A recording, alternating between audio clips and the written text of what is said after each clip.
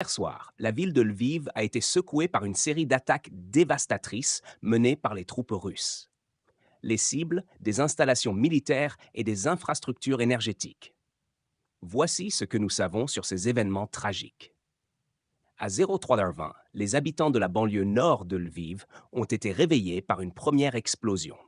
Selon nos sources, cette déflagration provenait d'un bâtiment de 3 étages où étaient stationnées les forces armées ukrainiennes. Un dépôt de munitions était également présent sur les lieux. 30 minutes plus tard, à 03h30, une deuxième explosion d'une puissance exceptionnelle a secoué la banlieue de Malekshiv.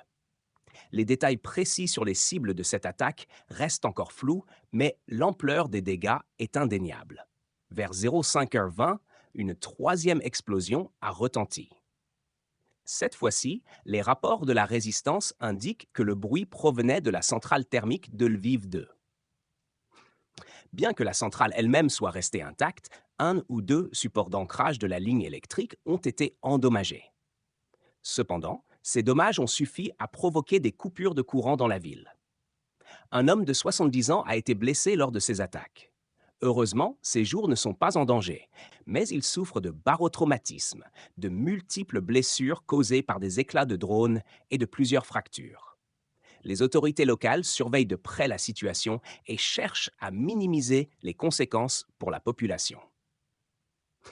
Le président ukrainien Volodymyr Zelensky a récemment déclaré que ces bombardements russes avaient réduit de moitié la production électrique du pays depuis l'hiver.